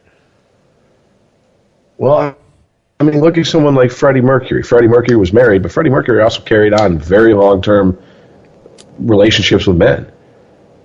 I mean, I've said this. Yeah, but Freddie Mercury was married like Elton John was married. Like after a while, they was. I think they had their preferences, and it was pretty clear. Yeah, dude. Well, I mean, this kind of goes back to the old argument of can a man be truly bisexual? You either suck dick or you don't suck dick, and if you stick a dick in your mouth, you're gay. Right. And I don't. Fucking pussy doesn't make you any less gay. Correct. Yeah, exactly. And then the old joke is, I built a deck once. I'm not a deck builder, but I sucked one dick, and for the rest of my life, I'm a cocksucker. Right. So. I mean, I've met people who I believe are truly bisexual when they tell me, and I'm like, so do you, and they're like, I could be happy in a relationship with a man or a woman. And I'm like, I look at how they've conducted themselves. I look at their history, and I go, I believe you. I truly believe that. I have a friend whose ex-wife I believe is one of the very few bisexual women I've met because it seems like, especially in my 20s, every woman I met at a bar said she was bisexual. But I think we all know what that was really about. Hey, I'm going to kiss this girl because I've had a few drinks. Everybody pay attention to me. No, you're not bisexual, honey. I want to see you fucking munching carpet. I want to see early morning dew on your upper lip. Get in there. Get your face in it. Yeah, peel it off. Let it dry, peel it off, and eat it like a fruit roll-up later. That proves to me you're bisexual, okay? Go through what we go through, and then I'll buy the bisexual bit. But still, here's the thing. Is it because and this is where I really think the crux of this situation is it because us as the older generation, for the most part, if someone goes, like, if one of our children or a friend of ours children came out and said they were bisexual, we'd go, okay, good for you. And it's no big deal. Is it because now they can go, I'm pansexual, and because we go, what the fuck is this made up shit, they get the reaction that they were actually looking for? Which is, I managed to piss off the older crowd because that's all you're about most of the time when you're a teenager. No, I have a fetish involving a goat boy, and some pipes. You're taking me all wrong. Right. There's certain things that you just don't need to tell your family members either. I can only get off in the reverse centaur position. I don't know if that exists, but if it doesn't, we made it up the other day on the Weedsman. The reverse centaur. Yep. That's where, well... All we know is someone's fucking a horse. I think ultimately I decided that the horse costume was optional. But the original concept would take place inside a horse costume where the head was cut off so that the man could just stick his torso out the hole and be a centaur. but he would have to turn around so that the girl could blow him while she was in the bent over position, because she is the hind legs of the horse. Jesus Christ, man. Or she could just blow a horse. That's how the LARPing nerds get off. Oh, that explains so much about my little brother.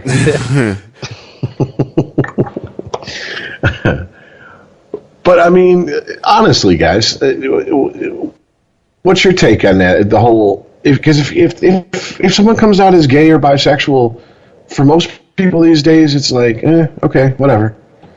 But if they come out as some crazy, you tell me you're bisexual, they come out as some crazy, like meh. You tell me you're pansexual, I'm annoyed because you're gilding the lily. And I mean, think about it. It's not even just I'm pansexual. It's I'm pansexual, and now you have to change how you address me because of that. And it's like, really? Okay, if you were transgendered and you said I prefer you to be addressed as a female, even though I was born a male, I have no problem with that.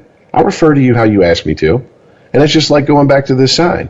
If I'm at a job and I refer to someone as who obviously, to me and to the rest of the world, the majority of the world, carries themselves and looks like a male as a male, and they go, I prefer you refer to me as female, I'll do it. I don't give a shit. It's no sweat off my back. But don't get in my face and tell me that I have to address everybody as this shit for a tiny percentage of the population. That's fucking retarded. I told you, my policy, which we should fucking introduce, is everybody gets one with a transgender. All right? Everybody gets one mistake. Everybody gets one oops. Let's make the national policy. We all get one. Can you get 3? 3? Wait a minute. Yeah. I think we're going to need 3 on that one. Everyone gets 3? 3 strikes and you're out policy, I think. Wait a minute, what are we talking about with mistake here? Because I get the feeling that Aaron's talking about his rave days. You get what I'm saying here? If you need 3. Accidentally, like... It's like, no, we can't have one. I already have one. Let's make it 3. I don't know. I made the mistake twice. So if we say 3, I'm not gay. Yo, dog, if she was a tranny, that was the Mona Lisa of trannies.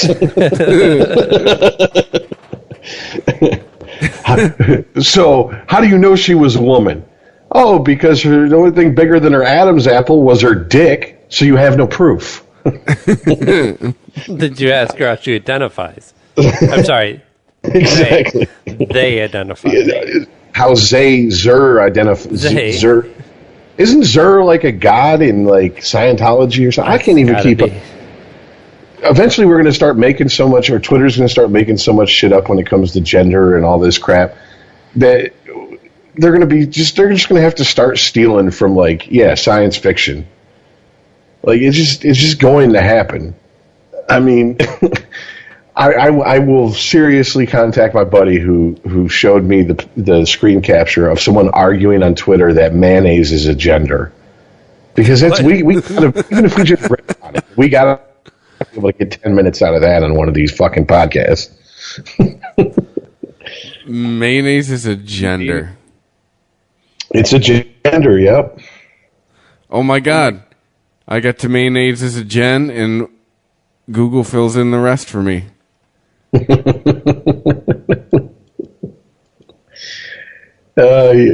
You gotta love shit like this, man. Thank God for the internet, huh?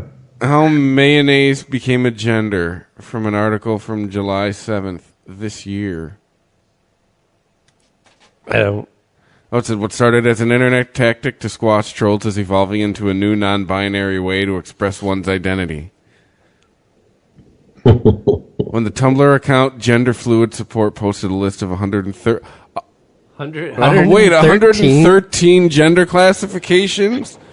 Well, we might be burying the lead here.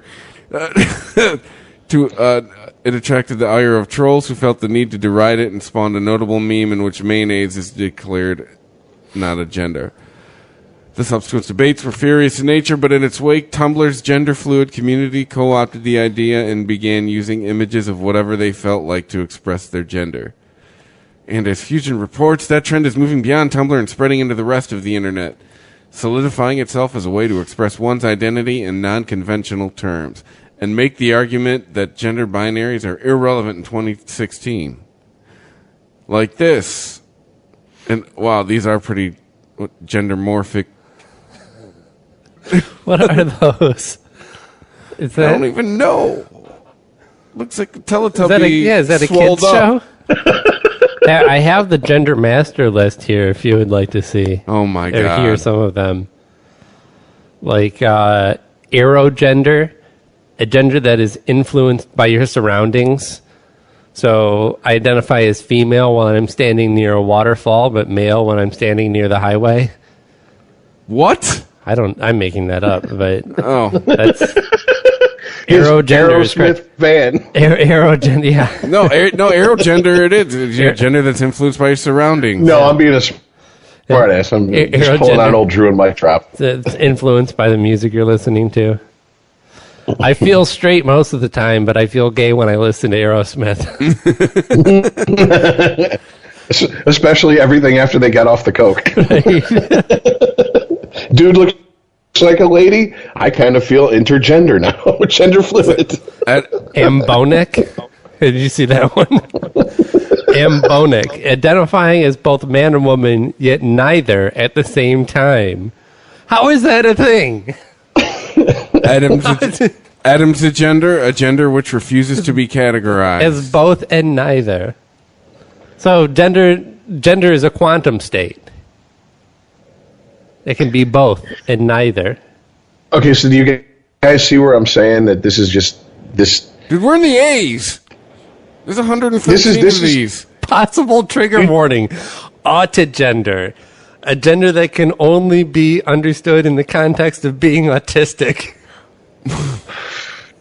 So that's every single one of these, right? But do you get what I'm saying? Do you get what I'm saying now? That this is just shit that is basically made up to piss off people. Vocagender, a gender that is weak or hollow. Vibragender, a gender that is usually one stable gender but will occasionally change or fluctuate before stabilizing again. Demi-vapor, continuously drifting to other genders, feeling spiritually transcendental when doing so, while having a clear, slightly blurred inner vision of your gender's transitions and positive emotions. What? Varengender, a gender that seems to shift/change the moment it is identified. We are not making these up, people. Hey, excuse me, sir. Wrong. Ma'am. Wrong again. Yeah, genderfluidsupport.tumblr.com/gender. You can go to this, people. Hydrogender, a gender which shares qualities with water. What does that mean? Was it It's fluid.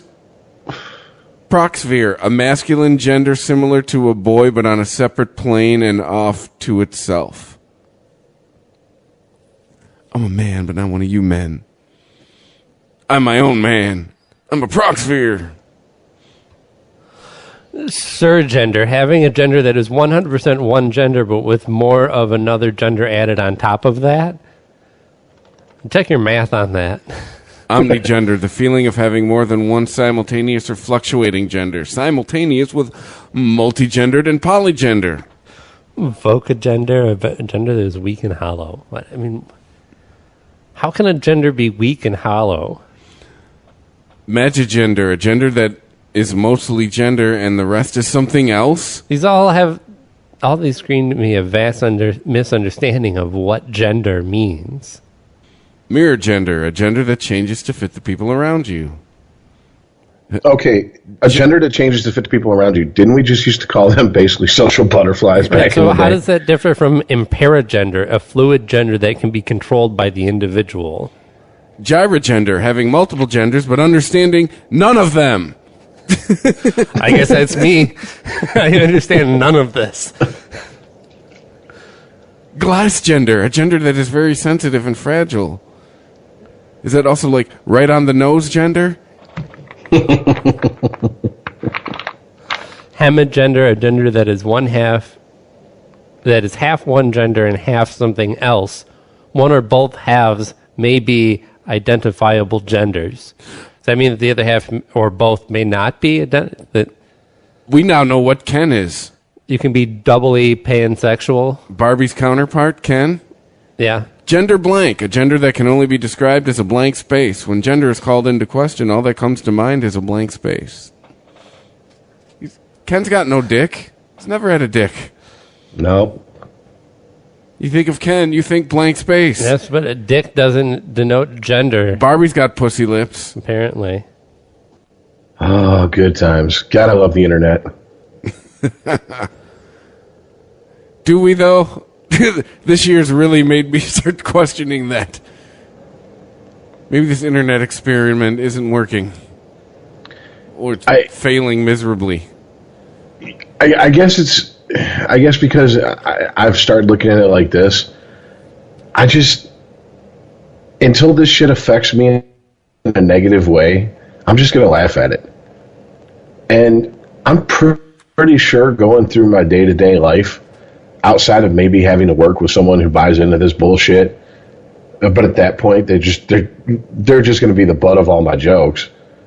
I'm not going to, it's not going to affect me in a negative way. It's just nonsense. It's nonsense, and I just can't wait until the generation that come up with this nonsense is our age, and the next generation comes up and tells them that they're full of shit, because they're not going to know how to handle it.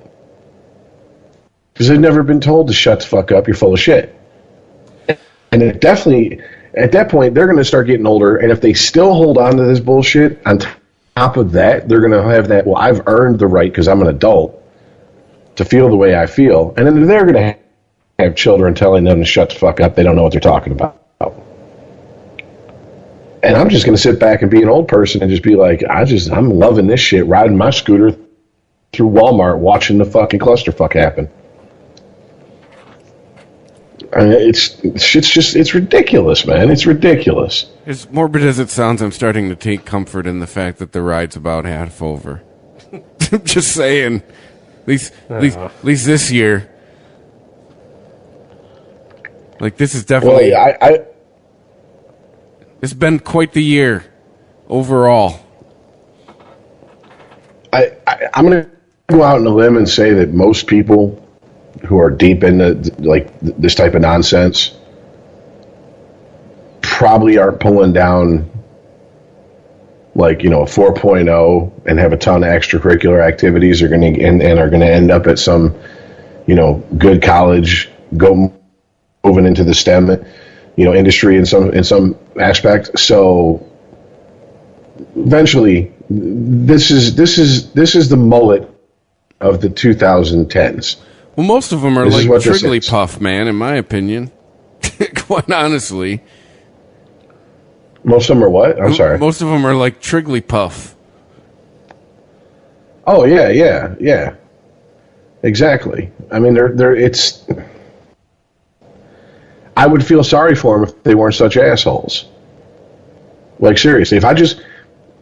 You've seen the video.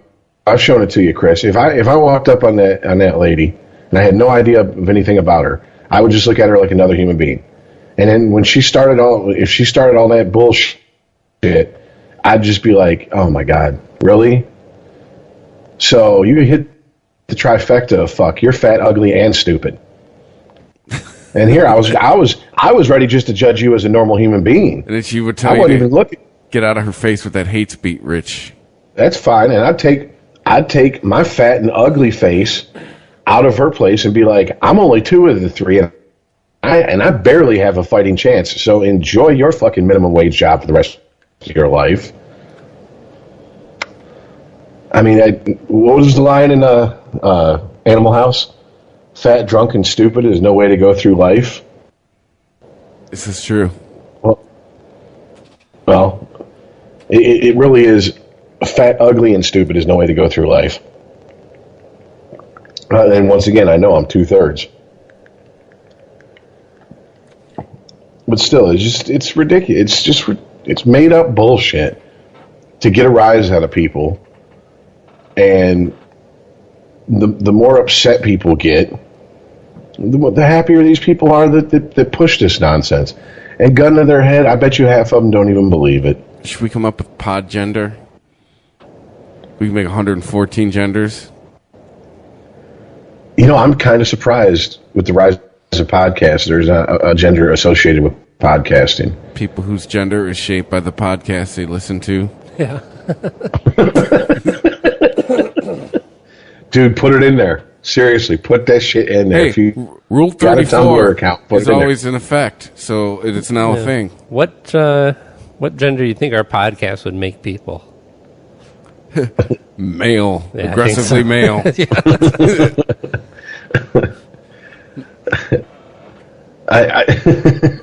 Oh, shit. Is Misanthrope? Misanthrope, excuse me, yes. Yeah, that would have to be, they'd have to adopt a gender that somehow is attached to that after listening to our podcast.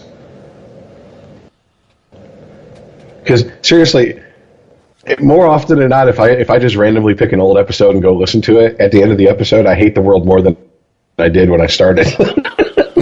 Well, then I think this is a perfect place to end it, then.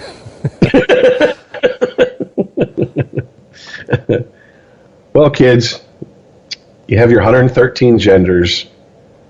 Pick one. Pick a costume appropriate to go trick-or-treating. Make sure you go trick-or-treating and you find the people with the teal pumpkins if you're gluten sensitive. Oh. Because that's what that means. I'm just going to, from here on out, I'm just going to go buy an old burlap bag, cut armholes in it, and that is my new Halloween costume.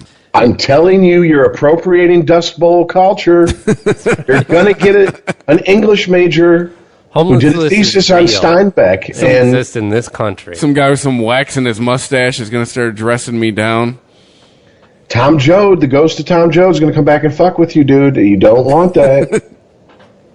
It ain't going to be the Rage Against the Machine Tom Joad. It's going to be the Bruce Springsteen. Tom Joad. I was going to say that. blowing on his harmonica open G through the entire song. You don't want that. Good Lord. Well, here's something to look forward to next year. Chris Rock is taping 2 stand-up specials for Netflix. Will he be allowed to say anything? No, he stopped touring college campuses, so yeah, he should have somewhat He can say whatever the fuck to get on he stage wants. without being booed off. Is he going to have Louis C.K. write some more jokes for him?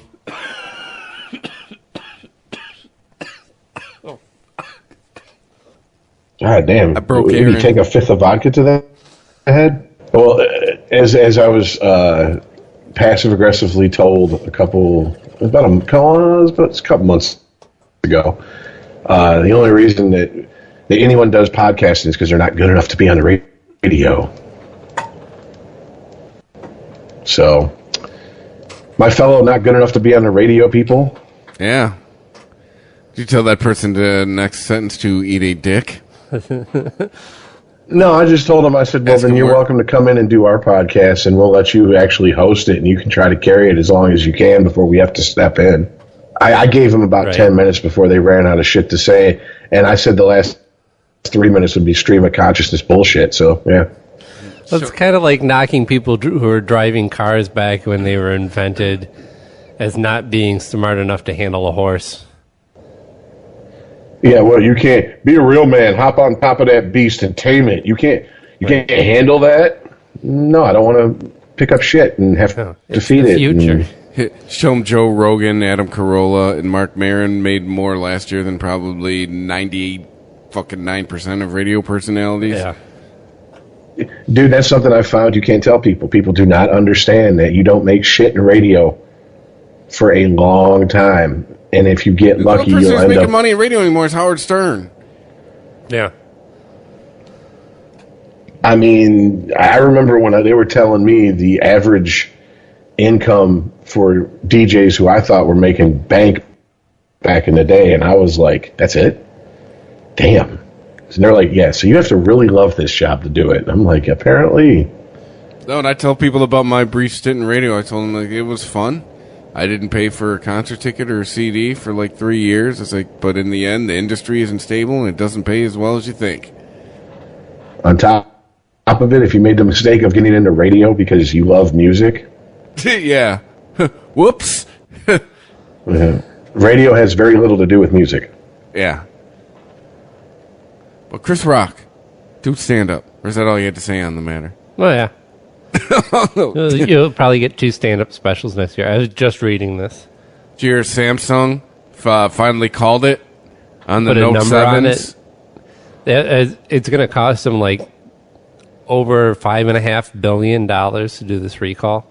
Yeah, they billion. Yeah, billion. Yep, they stopped making them. They're calling it on the Note 7. They figured this model is cooked, and they're just going to focus on the 8.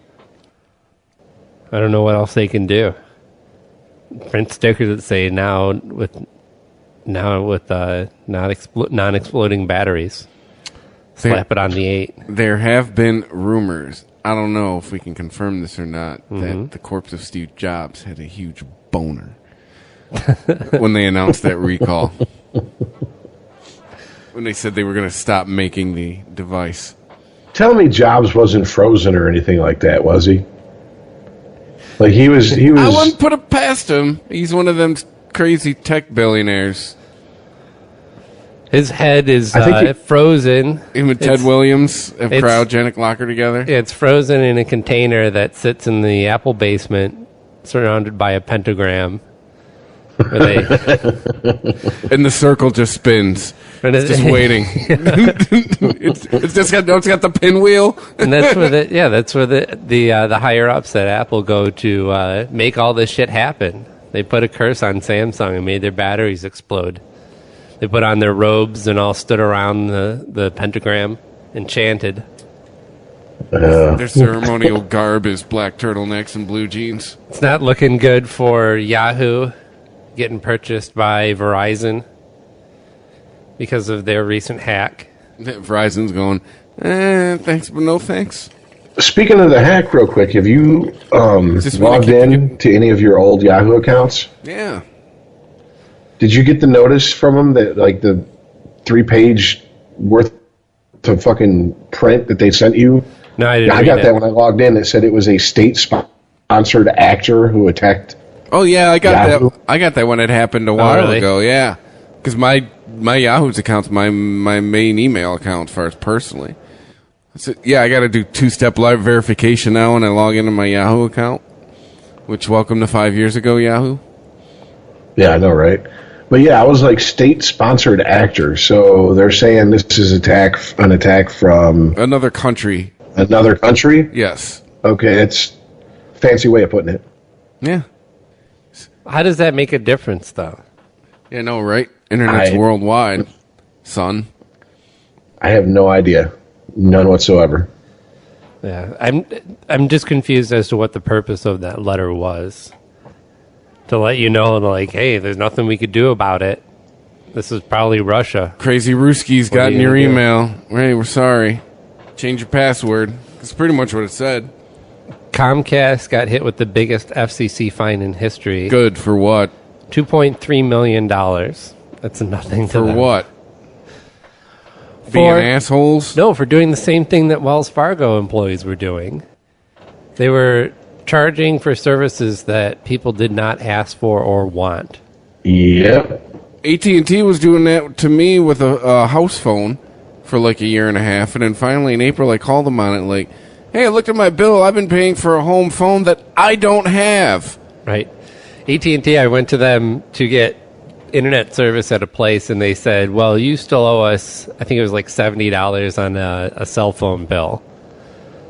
And I incurred some, contract termination fee or something that I wasn't aware of. Or maybe I was aware of it and just forgot when I tore up the letter and threw it away. I was like, what the fuck are you going to do? So I went to them. They said, no, we can't give you internet service at the address that you requested because you owe us this money. I was like, all right, tell you what, I'll be back to pay that money and then we can set this up. And then ended up not getting internet service at that place anyway. I just found out that my downstairs neighbor's Wi-Fi was unsecured. And then, but I started getting bills from AT&T that they were charging me for the internet service that they No, they're fucking my credit never all turned up. on. They got a negative mark on my credit for some bill that I apparently forgot to pay, and then I paid it, and it's still sitting on. It's not sitting on there with the balance is paid. I'm like, well, take it off. Well, it was in arrears, but it's paid now. And you have on there that I don't owe you anything. So it's just on there doing. And I called to cut the cord yesterday. Yes. And DirecTV's all like, well, no one's opened your account for 2 years. I'm like, well, funny, because I've called 3 times in the last... No one's opened your account. What does that mean? As far as in their computer. And I'm like, well, it's funny because I've called AT&T or whatever, someone at AT&T to discuss this account 3 times within the last year to see if I could get a better rate.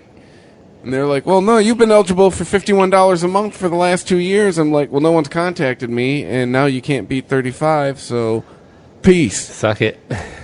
Well, she they was, tell you the, oh yeah. but she was with DirecTV. She was pissed. She's like, because she's like, you didn't talk to DirecTV. You talked to the company that owns us. She's like, if you would have talked to DirecTV, we would have offered this to you. Well, I said, well, how come no one reached out to me in 2 years? She didn't have an answer for that one. But yeah. No, they don't ever reach out to you when you're an existing company, and when you're an existing customer. Oh, your contract ran out and you're paying us $120 now? It's only we're just when you keep taking that $120. Yeah, it's only when you threaten to leave that they act like, oh, that there's actually something that they can do to keep you. Their fucking boxes are just decorations now. Well, all I know is that when I had AT&T come in here to hook up the internet, I treated the installation guy very nice, wasn't an asshole, and wasn't expecting anything for it. And he kind of ran into a snag, and it took him, you know, I'm in an apartment complex, and the room where he had to go and do some of the work, another cable company had come in, cut cables, messed with them, and never labeled them, so it was guesswork for him. It took him 5 hours. And I guess because I didn't flip out on him, he was like, I'm going to go ahead and, hey, you know, do you need any this Cat 5 or Cat 6 cable? You know, I'll cut you a couple links. I'll put a switch in here for that way you can have everything hardwired, because he had to run the modem in the bedroom for some reason and run it through the wall into the living room. And I'm like, I don't have the cable for the shit. I thought you were going to hook it up right here. And he did all that, and I'm thinking, oh, God, what's going to be the charge on it? And he's like, I just waived all those charges. And I was like, well, how much would that have cost me? And he showed me, and it had cost me, if he had charged me, it had cost me about $350. That's what they would have charged me. And I'm like, why didn't you hit me with that? And he goes, because you weren't an asshole about it. He's like, you know how many people would have cussed me out for being here for 5 hours? I said, I don't give a shit. Yeah, I don't care. I don't know how to do this. You do. Yeah. I mean, I'm happy you're here. The FCC received over 1,000 complaints from customers who said Comcast charged them for premium channels, cable boxes, DVRs, and other products that were never ordered. Customers also describe how they spent significant time and energy to attempt to remove the unauthorized charges. Shit, just getting them on the phone. The last time I had Comcast, I tried to cancel a channel. It took a fucking year to get it off my bill. Yeah, I found the quickest way to do anything with Comcast, the only way they're going to quickly do anything to remove something from your bill is to just stop paying your bill until they cut you off. Then they'll quickly get to you won't have to worry about that channel on your television anymore. Well, I mean, they know their name was synonymous with shitty customer service. They had to change it. Right. Like, don't tell, hey, listen, Xfinity, we know who you are. Yes, we know your true name. Comcast says these are isolated errors or customer confusion. We agree those issues should be fixed and are pleased to put this behind us and proceed with these customer service enhancing changes. Is this class action? What's the time frame on it? Yeah, I was going to say. So this is a FCC fine and a 5-year monitoring period where they're going to be closely overseeing what goes on in the company. Ooh. It's really nothing. But they're shaking in their boots. Some pocket change and the appearance that the government will perhaps keep their eye on you. But I guarantee you this is the same shit that was going down at Wells Fargo. And just charge them. When we were talking about it last time, since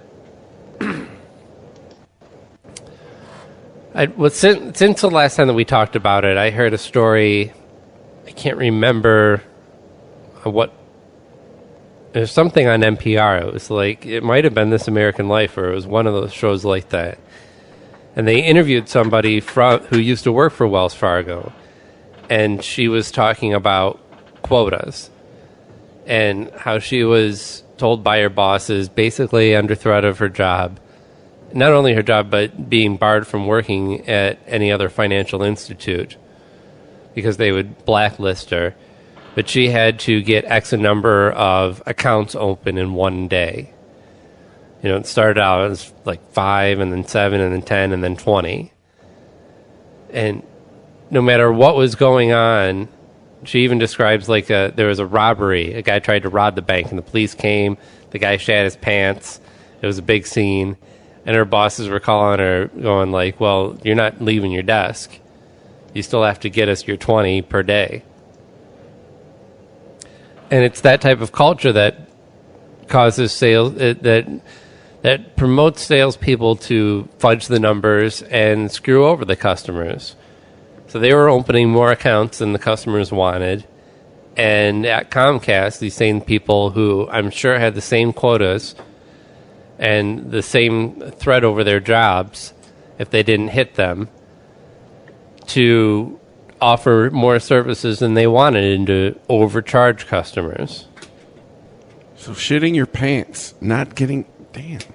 Yeah, the guy shit his pants in the bank. Well, he shit his pants when the cops showed up. Like, literally shit his pants. I think probably when he got tackled. When you have warrants?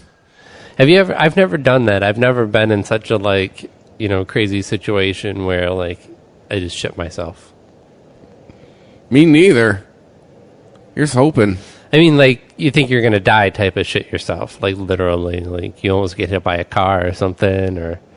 Oh, I've been in those, but I've never actually phically shat myself. You've never... Yeah. I mean, it happens.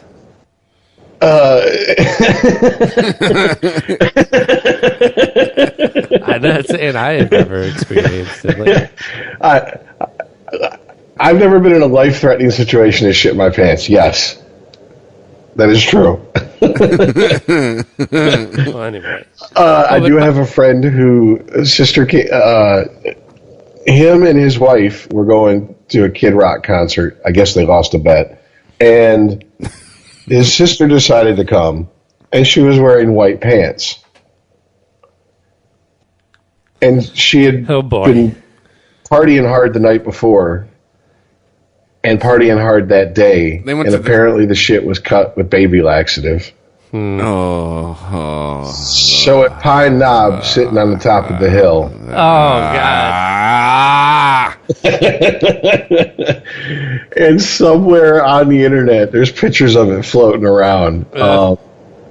Yeah, she was sent quickly back to the car with someone's shirt tied around her waist.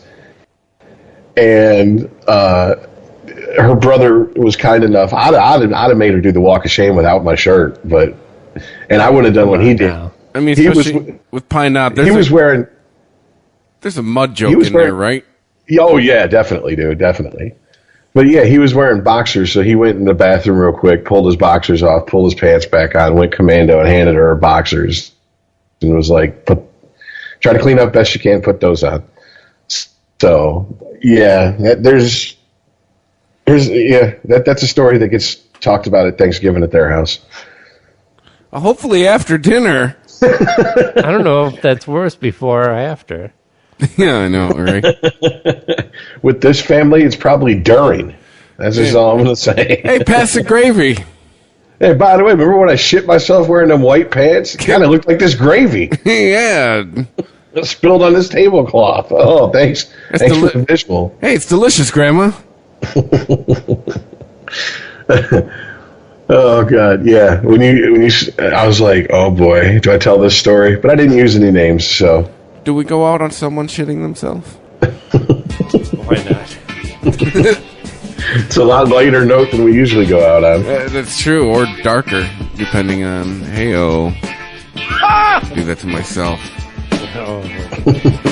All right. Well, thanks to all the new listeners. Apparently, we're on track to beat last month. So.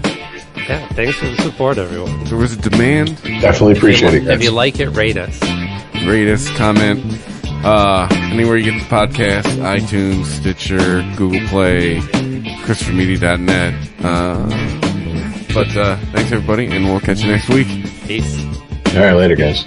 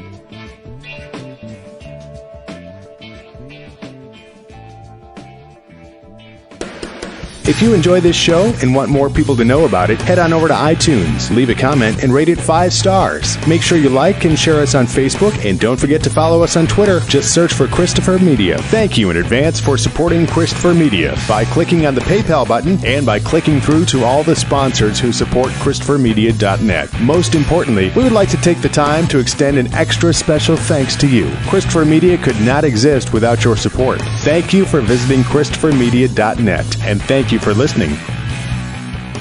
Christopher Media. Let's make some noise. Thank you for visiting ChristopherMedia.net.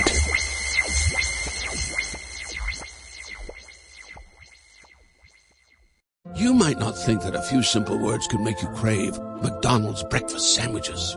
But if you listen closely to the sound of me saying McGriddles, McMuffin, you might be wrong. Ba-da-ba-ba-ba. Every day, people experience mysteries that challenge the laws of nature, like enjoying a Coke Zero Sugar. It looks, sounds, and tastes delicious. But how does one explain the great taste if there are 0 calories and 0 sugar? Some mysteries are just too mysterious. Coca-Cola Zero Sugar, unbelievably delicious. No TV binging session is complete without the unbelievably delicious 0-calorie taste of Coke Zero Sugar.